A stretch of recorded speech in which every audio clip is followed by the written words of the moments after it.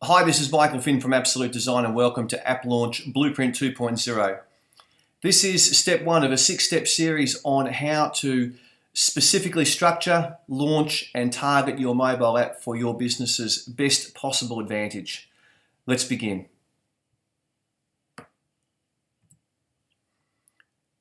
Today's session is going to be about the number one thing that we need to look at when we're putting these mobile apps into the marketplace, and that it is your target audience. And when we start talking about your target audience, there's really only one question that we should be asking, and that is from your customers or your members or your clients' point of view, or your students' point of view even, what's in it for me? So this session will cover who is your ideal customer and what strategy are you going to use to be able to support them.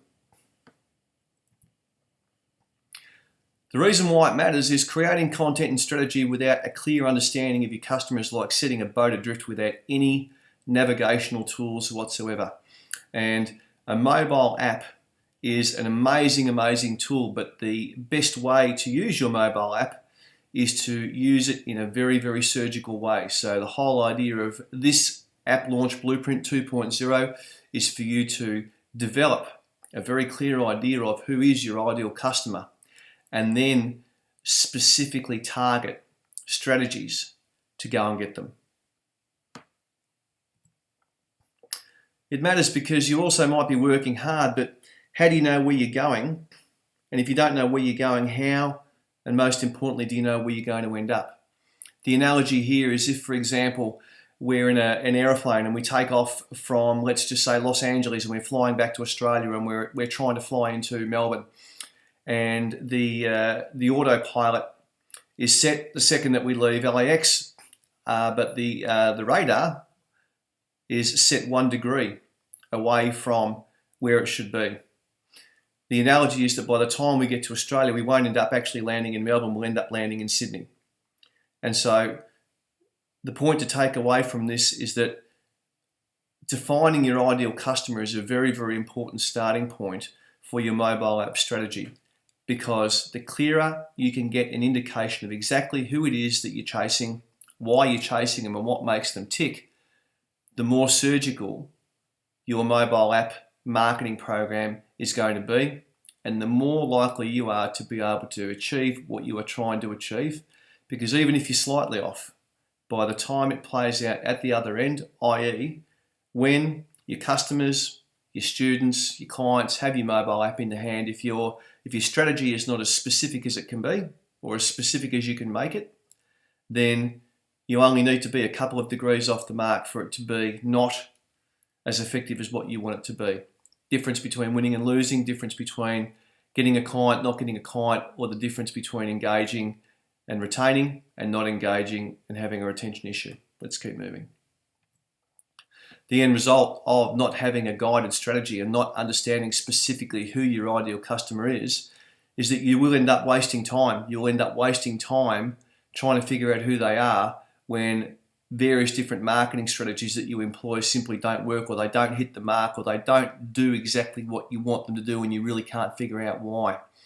You'll end up wasting a lot of money because those marketing strategies aren't targeted. So in terms of your return on investment, it won't be as strong as it can be. It'll damage your brand, because in some cases an ill-targeted marketing campaign, not only does it not achieve a result, but it also affects your brand in a negative way. As a result of that, you can potentially lose customers, and losing customers can be at the front end, where you may have people that are looking to engage with your business, becoming clients that may decide to go elsewhere because they're not happy with the message, or the message is slightly off and it gives them either a distorted view of your business, or even in some cases the wrong view of your business, which is not what you want. Or if we're talking about losing customers at the back end, we then are talking about the possibility of if you have a business that has ongoing customers or repeat customers, you're potentially repositioning your customers to negatively affect your retention rate.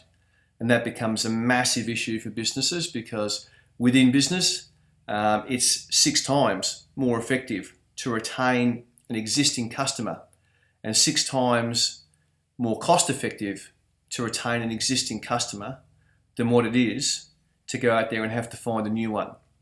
So one of the first things that we always look at, particularly with a mobile app strategy, which is one of the strengths of a mobile app program, is making sure that we clearly identify our customers and making sure that we have the engagement and retention tools in there so that, in essence, and to coin a phrase, we're actually locking the back door. We're not bringing them in the front door with all of our front-end marketing, but then we're simply letting them slide out the back door because we're not appropriately engaging them, because we haven't figured out exactly who they are and what they want, and how we should be speaking to them.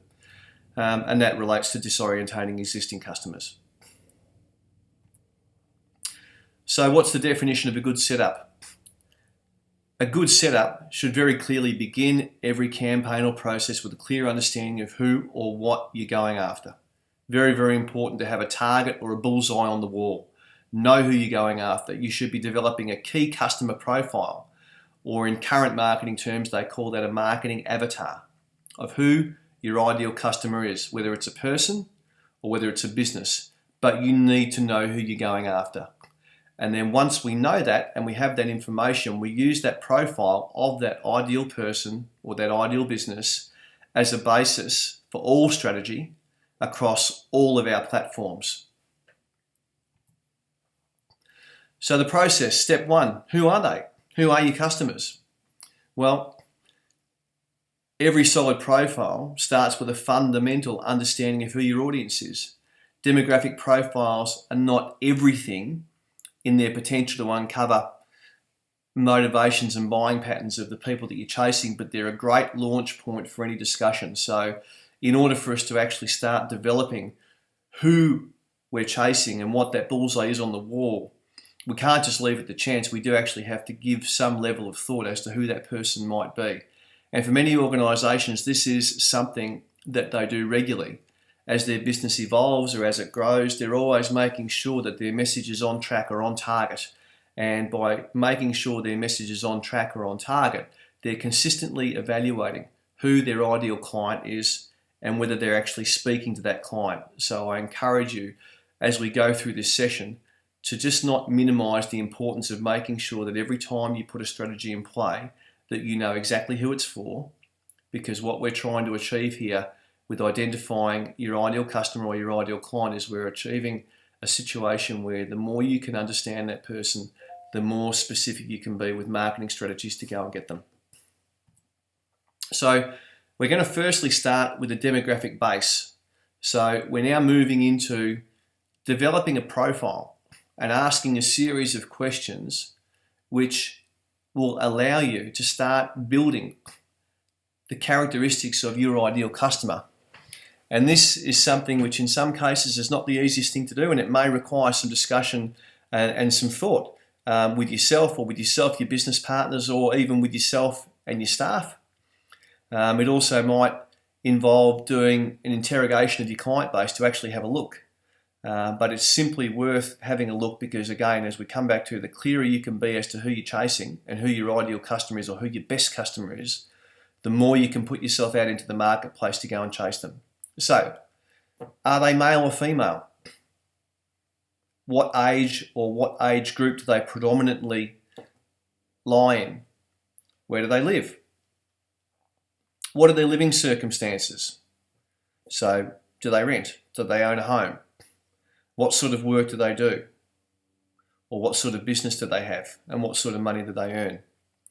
These are questions which, in many cases, large businesses with very, very well-resourced marketing departments will simply sit down and spend a long time identifying these characteristics. But with a small business, sometimes these types of questions can slip through the cracks. Sometimes the answers are not always apparent. But again, it's worth asking the question to try to start developing. So, for example, if you are a small business, let's get down to what are their living circumstances? Do they rent or do they own? What sort of work do they do? Are they an executive or are they a blue-collar worker? Because different work types will have different languages. What sort of business do they have? Are they an employee or do they own businesses? And what sort of money do they earn? Do they earn $25,000 a year? Do they earn $50,000 a year? Do they earn $150,000 a year? And remember, we're looking for the on average person or the on average client in your business that you wish to chase, or that already exists in your business that you would classify as your A-grade client. We're trying to get a picture. We're trying to build a picture of who that person is. So examples of a typical profile, if we were to play out the answers to the previous questions, might look something like this. And these are just examples, but this is what your profile may look like. For example, it may be a single male in his early 20s renting a unit in Melbourne, making more than $100,000 a year. That's one type of profile. Or it might be a married mother of 4 in Tamworth that's a stay-at-home parent and has a total family income of less than $40,000 a year. It might be a divorced father of 2 residing in Albury on a farm with a net worth of several $1 million. It might be a couple in their 30s with no children living in Bendigo, coping with unemployment. Or it might be a retired couple in their 70s in Sydney with 14 grandchildren and fixed retirement incomes. The goal of this first exercise is for you to come up with that starting point of what it is for your business. Sometimes it's more easier said than done, but it's simply worth a discussion, and it's worth going through the process to try and crystallise, on average, what your ideal customer might look like. Demographic base. Each of these examples only have a few details of people's lives, but as we discussed, your goal here is to start to form a picture. And of course, variation is going to be possible, but these other details hang on the scaffolding and give it context. It's the context that helps you plan to sell. So again, as we said, we're looking to form a view. We're looking to start to develop a picture of who it is we're speaking to. Without a fundamental understanding of where your prospect is coming from and how they live their life, and digging deeper into, once we understand that broad picture, what their needs and their motivations may be, how can we speak to them? So we always want to build customer profiles from a solid demographic base. So we give that customer a name, and in some cases we might even place a photo on a wall or in a marketing bio, and plan around giving that person what they need in every process, so that it helps us stay on track and helps us stay focused. So again, quick recap is we're asking a series of fundamental questions to help us develop an idea of who our ideal client is, or who our most frequent client is. Reason being is because we want to start to get some type of idea as to who they are, so that in our own minds, we can dig deep into what their needs and their motivations may be when we need to speak to them. So that therefore, once we understand who they are and we make that person a real person, you may place that person's name on the wall, and that might be a John, it might be a Fred, it might be a Mary, it could be whoever it can be. But every time you launch a strategy within your mobile app, and for that matter, your marketing, your whole marketing in general, it will always be geared towards that ideal person, and that ideal person and their characteristics and the way that they live their life in mind. And that's a key fundamental principle of staying on track, staying on message, and making what you do surgical. So the process. Step 2. What is their number one issue, problem, or desire? So now we have an idea of exactly who they are, just in a broad sense. Now we want to dig, we want to peel back the layers of the onions, and if that was a person that was in front of you, in essence, we want to do a bit of a needs analysis on them and figure out what their number one issue, problem, or desire is. So what's the problem? Every customer or decision maker on your list has something that keeps them awake at night, a problem or series of problems that need to be solved. So your job as a business owner and your job as a part of this app launch blueprint 2.0, step number 1, your job is to figure out what their problem is and solve it. So when we start talking about what potential problems can be in relation to your business, there's a series of prompts down below. And I encourage you to go through your business with each of these prompts and find out what potential problems your client might be facing that you might be able to solve. So for example, some of the problems they might be ongoing problems in your business. They might be intermittent problems. They might be seasonal problems. They might be just a moment in time, like I need to access information for this weekend. It might be information based. So you're a business and the information that they need to keep in contact with you is not easily found. It might be a skill based issue. It might be financial. It might be environmental. It might be organisational. Or you know what? It's more than likely a combination of maybe 2 or 3 of these issues, but in relation to looking at it from your ideal customer's point of view, if you had to step outside the fact that you are the business owner and you're passionate about your business and put yourself in your ideal customer's shoes, and we have, what's the saying? You walk a mile in my shoes before you judge. Turn the situation around, put yourself in your customer's shoes and imagine what it would be like to be dealing with you. And then try and develop an idea in your mind, objectively, about what their top 2 or 3 key issues might be in dealing in your business. And sometimes this can be hard because it requires you to be genuinely pretty open and pretty honest about where your business is tracking and how you're doing things. There may be some people listening to this that may not be able to come up with this. And if that's the case, then I suggest that one of the other ways that you can actually identify these problems is maybe go to some of your current clients and ask them. If you're on good speaking terms with a couple of clients that you might be close to, go and ask them. And they will tell you. Another way to do it is to actually send out a survey, an anonymous survey, rating us or asking people for their feedback and develop it that way. So if you're struggling to come up with what your potential clients' problems are, there are a number of different ways you can skin the cat. But the most important way, which a lot of people miss, is don't forget the power of simply asking a question, because it can be the greatest liberator. So as we said, whatever the issue, whether it's long-standing or short-term, their problems are your entree into a deeper discussion into their lives. Understanding this process, you become vastly better equipped to create more powerful and meaningful content, resulting in a killer strategy. And that's really what it's all about. We're really trying to get as much of an understanding of that perfect customer as we can, so that when we sit down and we think about, well, how would we like to speak to them? And in terms of us getting them to do what we want them to do, how would they like to be spoken to? We can't actually achieve that unless we have a very, very good idea of who they are, what problems they need solved, and then we can create the solutions around that. So really, really important distinction. The key takeaways from this section is that identify the predominant problem that has brought your previous customers to your door. And if you don't know, you should ask them, because it's one of the easiest ways to find out. But sadly, something that not a lot of businesses do. So if you're struggling with that issue, go and ask some people that are actually your clients. More than likely, they'll tell you or do a survey. Particularly the ones you want to ask are your best and most profitable or your most loyal customers. Because at the end of the day, one of the things which is really, really important, and a distinction that all businesses should take on board, is that within your customer base, your student base, your client base, there will be a variety of customers.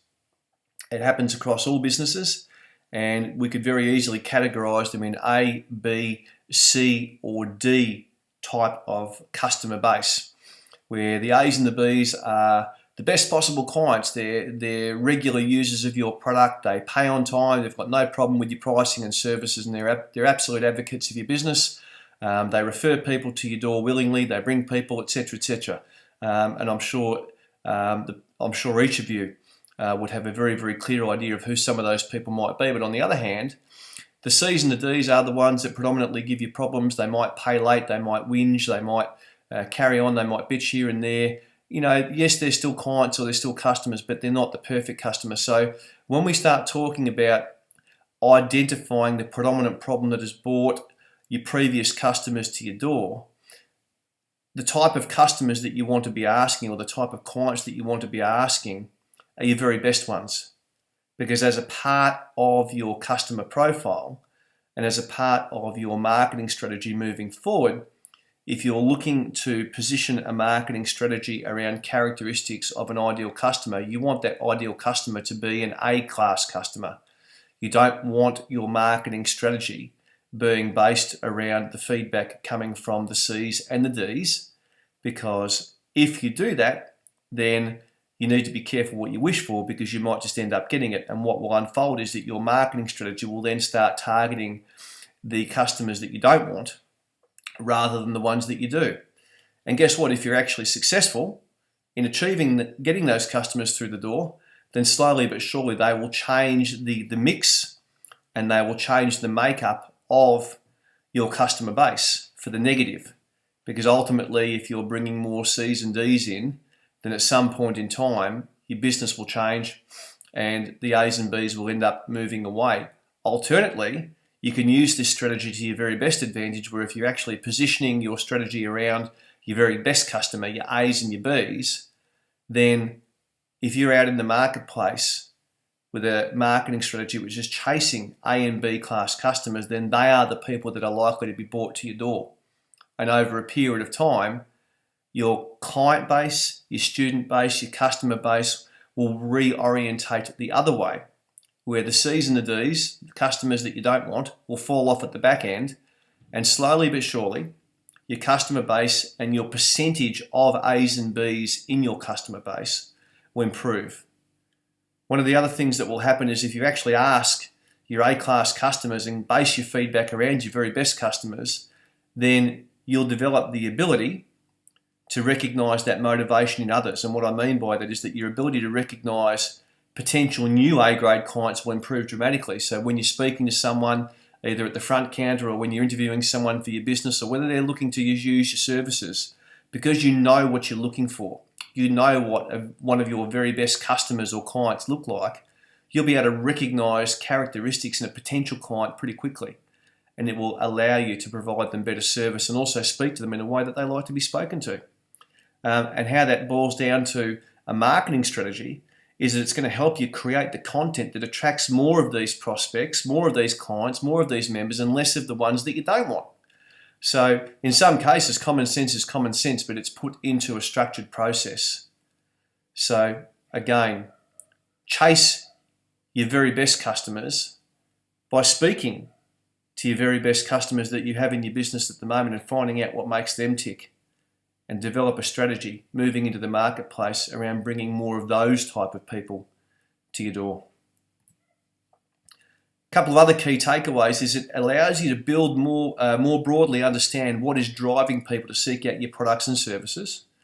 And this will again allow you to expand your arsenal of topics, approaches, and allow you to be more targeted in their creation. So again, once you have a better understanding of what an A-class customer or an A-class client looks like for you, then you can create new and inventive ways, which is particularly what we're doing with the mobile app, to be able to speak to those people and engage them and retain them even further. So exercise 1, what I'm asking you to do at the moment is develop your customer profile. Do your best to articulate what drives them in terms of what they would use themselves. And this permeates every level of a successful marketing effort. So those we've discussed, and I know that we've touched upon this point several times, do your best to articulate in your own words what drives an A-class customer in terms of what they themselves would use in your business.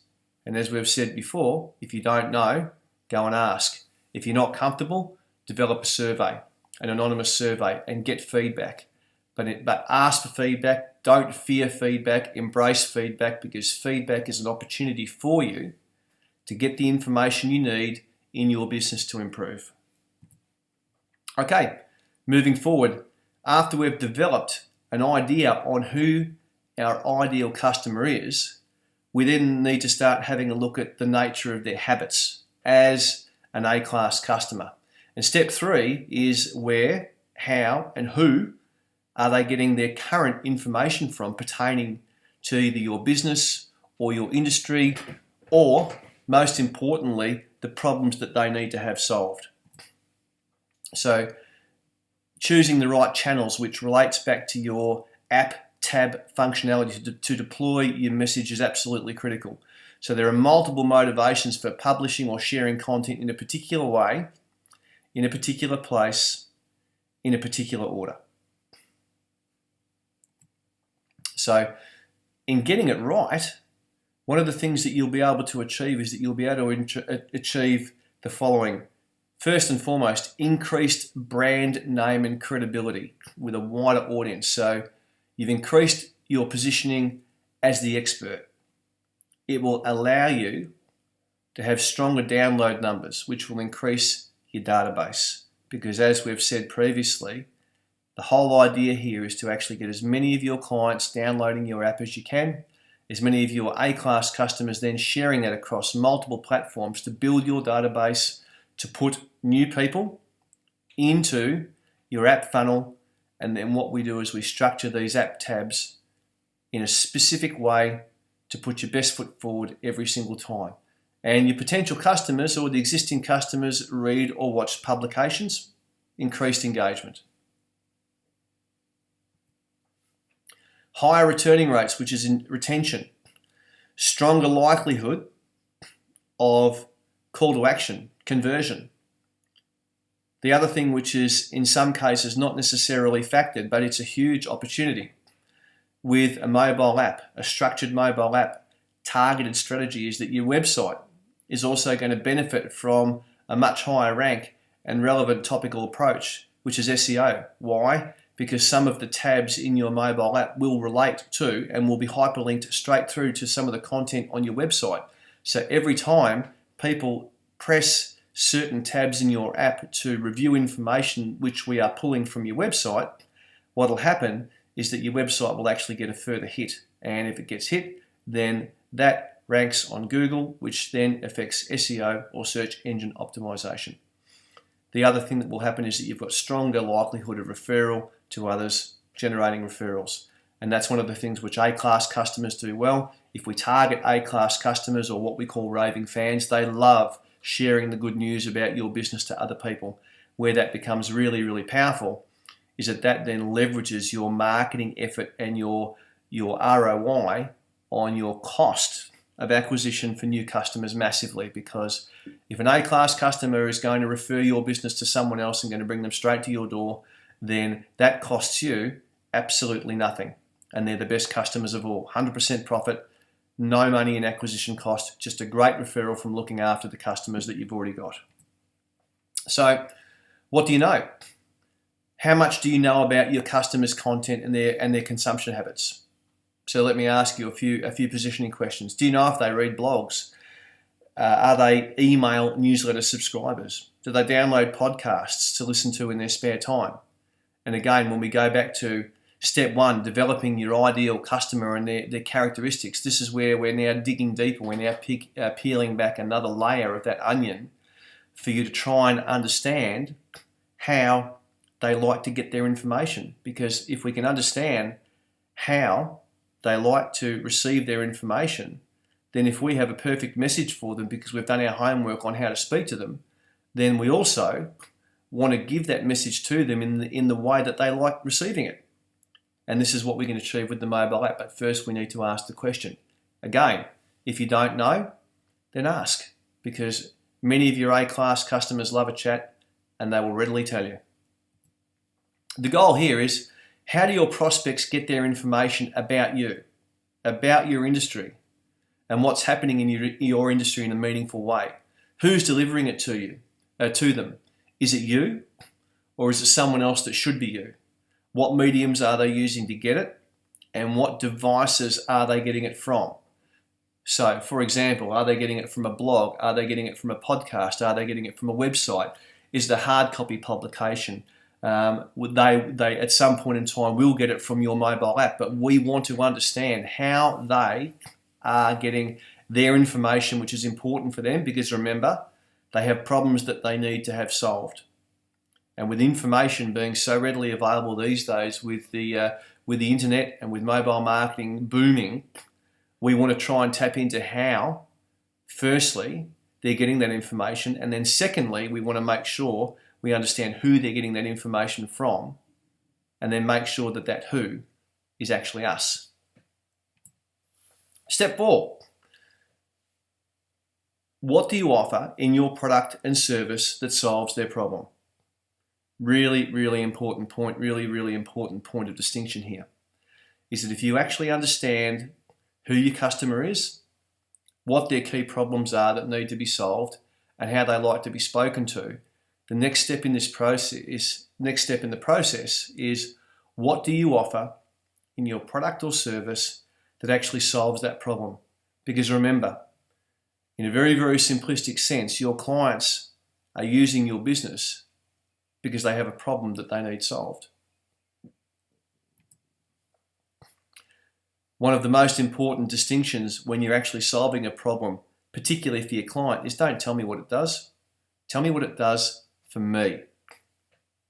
Or rather, tell your customers what it does for them.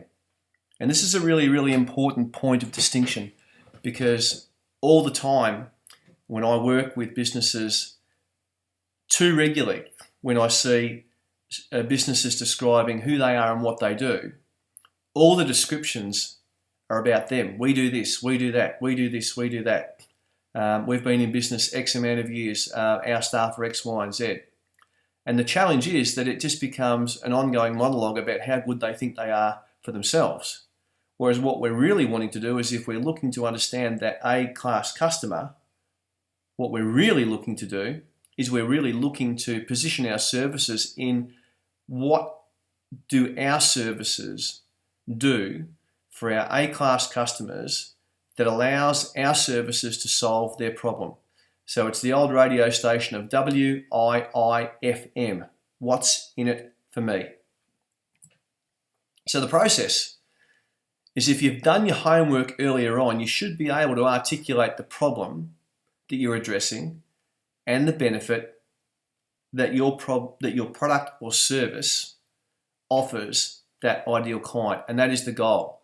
So at this point in time, I'd like you to just pause the session and go back and review and see if you've actually achieved that at this point in time. So go back and review your homework. Do you have at this point in time an idea of who your A-grade customer is, your marketing avatar? Do you have an idea of what their key issues and problems are that they want solved by coming to your business? Do you have an idea of the information that they like to receive, how they like to receive that information, and most importantly, who are they getting it from? These are questions that right now, in some cases, as we discussed earlier, they're not the easiest questions to answer if you've never stopped to think about it before. But this comes down to really zeroing in on what are the moving parts of a highly successful and targeted mobile strategy. So I'd encourage you just to stop for a second, reference your workbook, and make sure that you've got answers to those questions. Moving on. The extra step. After you've done that, what we want to do is we want to focus. And in focusing, we want to know which benefits are the most important in speaking directly to your ideal customer.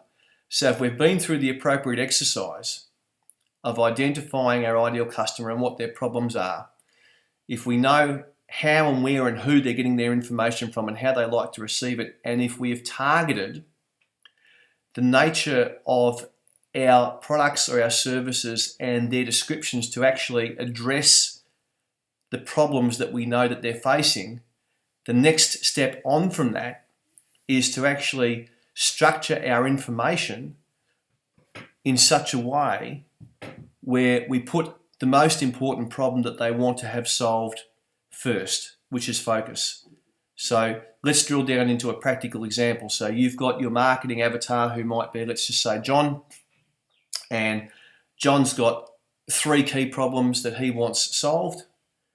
And we have a situation where you have positioned your products and services to speak to John's 3 key problems.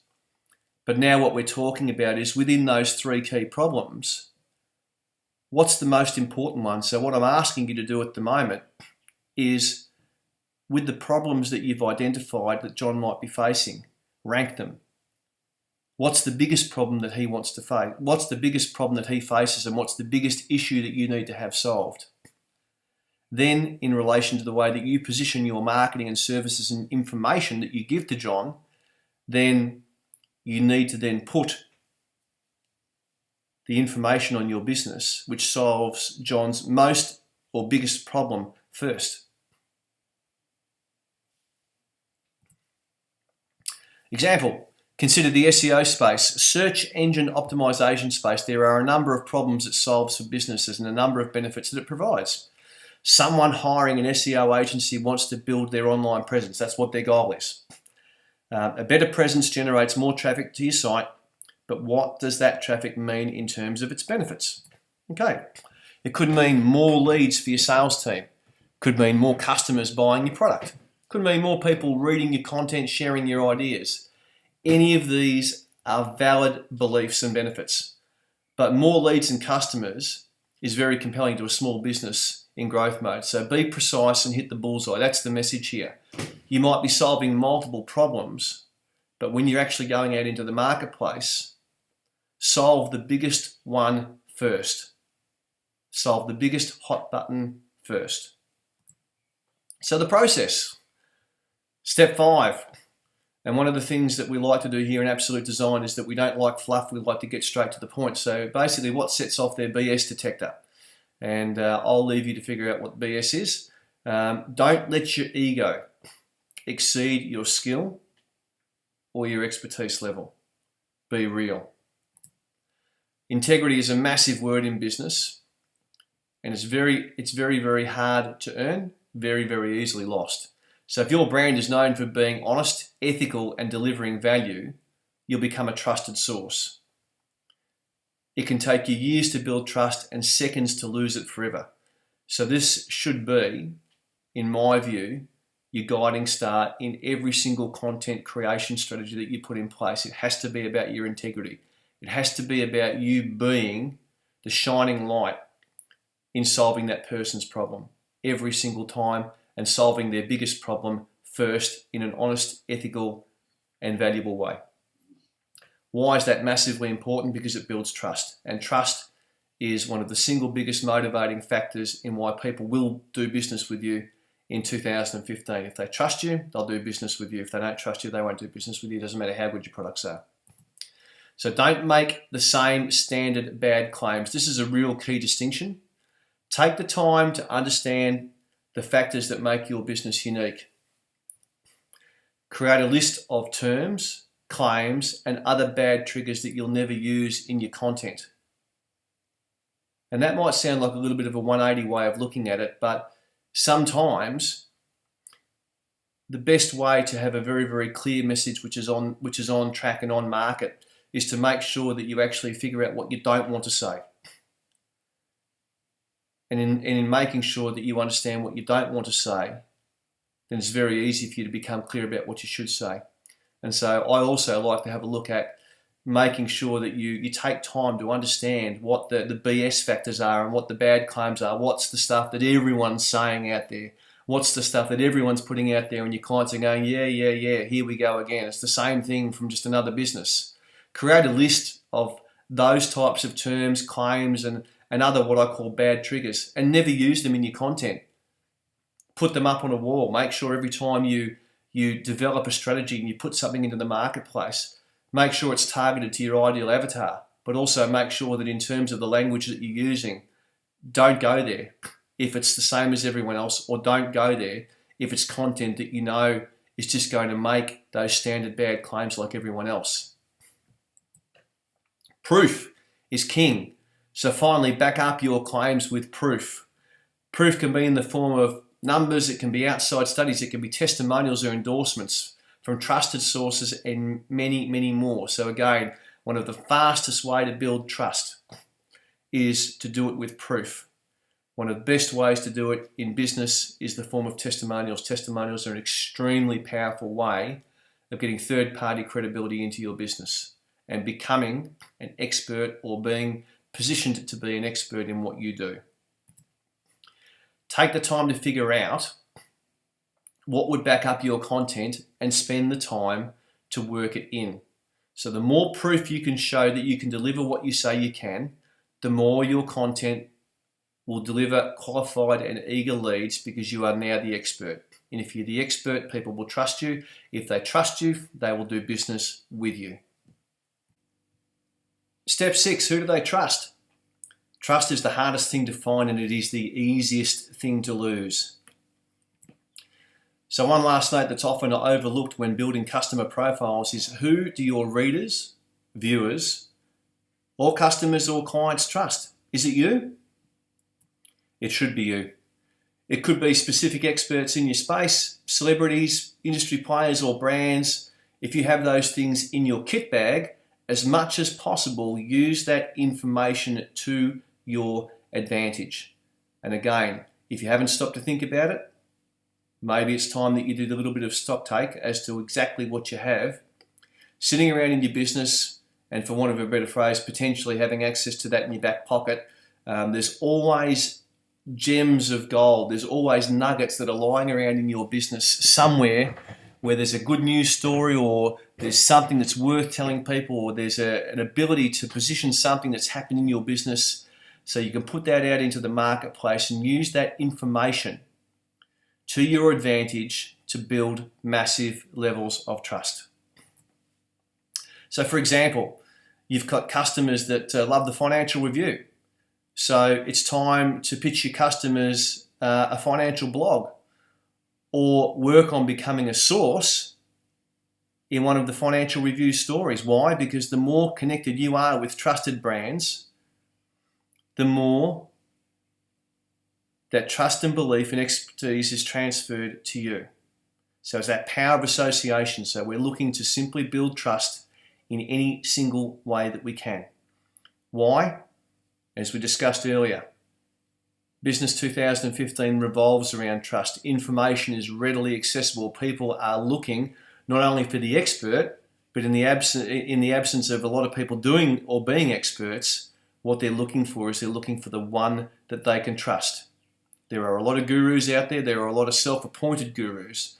And so when we get past the fact that in your industry, there may be 2, 3, 4, 5, or even 10 people saying the same thing, or nearly the same thing, the key differentiator as to where your A-class customer is going to go, in some cases might be the information, but if the information is the same coming out from a variety of different sources, the person that will gain the business of that A-class customer will be the one that they trust the most. So never underestimate the ability of building trust into your business in a massive way. If you're trusted, people will do business with you. So, finishing up, question time. What are your key takeaways from today? I'd love to know. And the key takeaways you can write in a section in your workbook, and there will be a workbook attached to this session 1 today, step 1 today. And I want to make sure and encourage you that you take the time now to complete the workbook for this section, because the nature of the topics that we've covered today should really allow you to realize some pretty key information, which is going to be highly critical to moving forward in the upcoming sessions. And in fact, the upcoming sessions will actually build upon the information that we've realized today. So if you have any questions in relation to today's session, please email any questions to me at support@appsolutedesign.com, and we'll endeavour to come back to you personally within a 24 to 48 hour turnaround. Looking forward to catching up with you in the subsequent launch sessions. I want to thank you for sitting in on this session today. I trust that you found the information valuable. I'm sure that you will. It's a necessary component to structuring what will be an unbelievable mobile experience for your business and for your customers, and for you to get a fantastic result. So until our next session, this is Michael Finn from Appsolute Design signing off. Thanks for sitting in with me today, and I'll look forward to catching up with you in the next session. Bye for now.